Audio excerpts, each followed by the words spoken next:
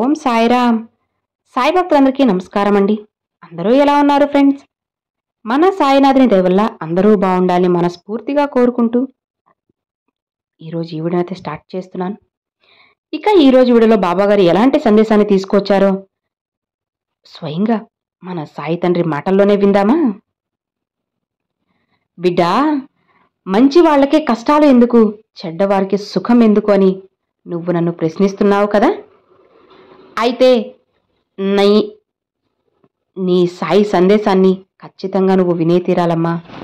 అప్పుడే నీకు మనసు అనేది ప్రశాంతంగా కుదుట పడుతుంది. కాస్త మనస్ఫూర్తిగా విను బిడ్డా, హాయిగా ఉండగలవు. లేదంటే ఈ ప్రశ్న నిన్ను ఎప్పుడూ కూడా వేధిస్తూనే ఉంటుంది. వింటావు కదా, నమ్మి విను అని బాబాగారితో చెప్తున్నారండి.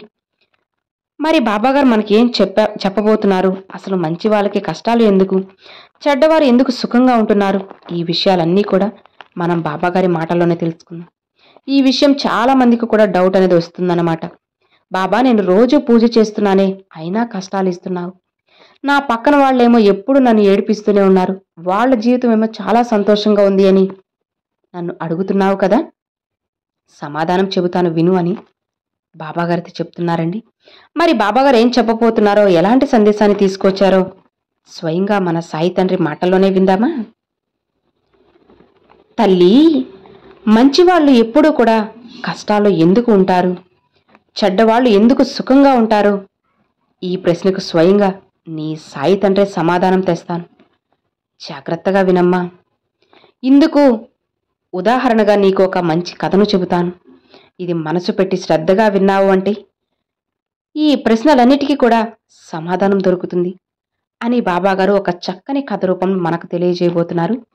ఆ కథ ఏంటి అంటే, కైలాస పర్వతం మీద హిమాలయ శిఖరాల మధ్య శాశ్వత శాంతితో నివసించే ప్రదేశంలో మహాశివుడు ధ్యాన స్థితిలో కూర్చుని ఉన్నారు. ఆ సమయంలో నందీశ్వరుడు భక్తిపూర్వకంగా శివుణ్ణి సమీపించారు. స్వామి, నా మనసులో చాలా రోజులుగా ఒక సందేహం ఉంది అంటూ నంది వినయంగా అడిగాడు. ఇక శివుడు కన్నులు తెరిచి కరుణతో నవ్వుతూ ఇలా అంటారు, నీ ప్రశ్న ఏంటి నంది, నీ సందేహం ఏమిటి? ఇక నంది చేతులు జోడించి అడిగారు, స్వామి, ఈ లోకంలో నేను చాలా విచిత్రమైన విషయం గమనిస్తున్నాను. మంచివాళ్ళు ఎప్పుడూ కష్టాలు పడుతున్నారు, చెడ్డవాళ్ళు సుఖంగా ఉంటున్నారు. ఇది ఎందుకు స్వామి? దైవ న్యాయం ఎక్కడుంది? ఇక శివుడు తన త్రిశూలాన్ని పక్కన ఉంచి నందిని దగ్గరకు పిలిచారు. ఈ ప్రశ్న చాలా సహజమైనది. చాలామంది భక్తులు ఈ సందేహంతో బాధపడుతున్నారు. నువ్వు ఈ భూలోకంలో చూస్తున్నది కేవలం ప్రస్తుతం మాత్రమే. నువ్వు గతాన్ని చూడలేదు, భవిష్యత్తును చూడలేదు. ఇక శివుడు కూడా ఇలా అంటారు, నంది, ఒక రైతు తన పొలంలో విత్తనాలు వేస్తాడు. కానీ ఆ విత్తనాలు మరునాడే మొక్కలుగా మారుతాయా? వెంటనే ఫలాలు ఇస్తాయా? లేదు కదా, వాటికి సమయం కావాలి. అదే నియమం కర్మకు కూడా వర్తిస్తుంది. ప్రతి కర్మకు ఒక సమయం ఉంటుంది, ఫలితం వచ్చే కాలం ఉంటుంది. ఒక రైతు గోధుమ విత్తనాలు వేస్తాడు, మరొకరు చెరుకు నాటుతారు. గోధుమ 4 నెలల్లో పండుతుంది, చెరుకు 12 నెలలు పండుతుంది. కానీ చెరుకు చాలా తీయగా గొప్పగా ఉంటుంది. అలానే ధర్మాత్ముడు కాస్త ఆలస్యంగా గొప్ప ఫలితాలను పొందుతాడు. దుర్మార్గుడు త్వరగా కొంత సుఖాన్ని పొందిన త్వరలోనే ఎక్కువ కష్టాలు ఎదుర్కొంటాడు. అందుకే మంచి పనులు చేసేవాళ్ళు చాలా కష్టాలు పడుతూ ఉన్నారు, కానీ భవిష్యత్తులో మాత్రం ఖచ్చితంగా ఆనందంగా ఉంటారు. అదే చెడ్డ పనులు చేస్తూ ఒకరిని బాధ పెడుతూ ఒకరి కడుపు కొట్టి హింసించే బ్రతికేవాళ్ళు, డబ్బు సంపాదించేవాళ్ళు ఇప్పుడు సుఖపడినా, ఇప్పుడు లాభాలు వచ్చినా గత కొన్ని రోజులలోనే ఆ ధనం మొత్తం కోల్పోయి వాళ్ళు సర్వనాశనమైపోతారు అని ఆ పరమశివుడు నందీశ్వరుడికి అర్థమయ్యేలా చెప్పారు. ఈ కథ ద్వారా బాబాగారు మనకి ఏం చెప్తున్నారు అంటే, చూడు బిడ్డా, నువ్వు ఇప్పుడు నా మీద నమ్మకంతో మంచిగానే ఉన్నావు. అందుకే నీకు ఎప్పుడు కూడా మంచే జరుగుతుందమ్మా. నీపై కుళ్ళు కుతంత్రాలు పన్నిన వాళ్ళు ఇప్పుడు కాస్త జీవితంలో బలపడినా, జీవితంలో కాస్త వాళ్ళు సెటిల్ అయినా సరే, ఏదో ఒకరోజు వాళ్ళ కర్మ అనేది వాళ్ళని అస్సలు వదిలిపెట్టదు. తిరిగి మళ్ళీ వాళ్ళ వద్దకు వచ్చే తీరుతుంది. వాళ్ళని హింసించే తీరుతుంది. చెప్తూ ఉన్నాను కదా రోజు, సమయం అనేది ఒకటి ఉంటుంది అని. ఆ సమయం రాగానే వాటంతట అవే అన్నీ జరిగిపోతూ ఉంటాయి. కాలం ఎలా అయితే మారుతుందో అలానే మనుషులు వాళ్ళ స్వభావాలు కూడా మారుతూ ఉన్నాయి. నువ్వు మాత్రం అక్కడే ఆగిపోవద్దు. నువ్వు మంచి పని చేస్తున్నావు, నేను కాదనను. అందుకే నేను ఎప్పుడూ కూడా నీ వెంటే ఉన్నాను. నువ్వు కష్టంలో ఉన్నా, బాధలో ఉన్నా సరే నేను నీ చెయ్యి విడిచిపెట్టను. బాబా మంచిగా ఉన్నందుకేనా ఈ కష్టాలు ఇస్తున్నారు? అప్పుడు నేను కూడా చెడ్డ పనులు చేస్తూ సుఖంగా ఉండొచ్చు కదా అన్న ప్రశ్న నీలో మొదలవ్వచ్చేమో.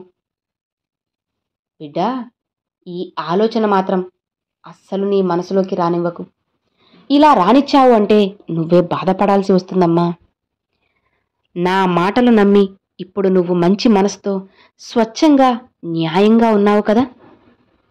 ఇక ఇలానే నీ జీవితాన్ని కొనసాగించు. మరి ఇప్పుడున్న నీ కష్టాలంటావా? కాలం నీకు పెట్టే కొన్ని పరీక్షలు మాత్రమే. వీటిని నువ్వు ధైర్యంగా ఎదుర్కోవాలే కానీ వెనకడుగు వేయకూడదు. నేను వెళ్ళిపోతాను అని చెప్పి భయపడకూడదు. ఎక్కడికి వెళ్ళిపోతావు చెప్పు? జీవితాన్నే వదిలేసి ఎక్కడికి వెళ్తావు? నువ్వు నేను ఎంచుకున్న బిడ్డవి, సాయి బిడ్డవి. నా బిడ్డ జీవితాన్ని పూర్తిగా చక్కదిద్ది మంచిగా ఉండి చేసే బాధ్యత ఒక తండ్రిగా నాదే కదా. మరి ఒక తండ్రిగా నేను నీకు ఇంతలా చెబుతూ ఉంటే నీ తండ్రి మాటను పెడచెవిన పెడతావా చెప్పు? మంచిగానే ఉండమ్మా. కష్టాలు నిన్ను కొన్నిసార్లు పరీక్షిస్తుంటాయి అంతే. వాటిని ధైర్యంగా ఎదుర్కొని ముందుకు పోవాలి తప్పితే వీటి నుంచి నా వల్ల కాదు బాబా అని వెనక్కి తగ్గితే ఎలా చెప్పు? బిడ్డా, చదువుకునే పిల్లలు పరీక్షల్లో మంచిగా పాస్ అయితేనే కదా తరువాత తరగతికి వెళ్ళగలరు. అలానేనమ్మా, నువ్వు కూడా ఇప్పుడు ఈ భగవంతుడు పెట్టి ఈ పరీక్షల్లో పాస్ అయితేనే జీవితంలో నువ్వు సుఖాన్ని, సంతోషాన్ని, ఆనందాన్ని, ప్రశాంతతను, మనశ్శాంతిని అన్నీ పొందగలవు. అలా కాకుండా ఈ పరీక్షల నుంచి నేను తప్పుకుంటాను అంటే ఎప్పటికైనా నువ్వు వాటిల్ని రాయాల్సిందే కదా. వాటిల్లో నువ్వు మంచిగా ఉండాల్సిందే కదా. విజయం సాధిస్తేనే కదా నువ్వు తరువాత మంచి జీవితాన్ని పొందగలవు. ఎవరు ఎలా ఉన్నా సరే నువ్వు పట్టించుకోవద్దమ్మా. నువ్వు మాత్రం మంచిగానే ఉండు. కాస్త కష్టాలున్నాయా, వాటిని ధైర్యంగా ఎదిరించి పోరాడు. ఆ కష్ట సమయం నుంచి నువ్వు ఎలా బయటపడాలో అన్నీ కూడా నేను చెబుతూనే ఉన్నాను. మరి ఇంకెందుకు కంగారు, ఇంకెందుకు భయం చెప్పు? సులువుగా నువ్వు అన్నిటిని దాటే మార్గం నీ సాయి తండ్రిని నేను చూపాను కదా. ఇక ఆ మార్గంలోనే నువ్వు నడుచుకుంటూ వెళ్ళిపో.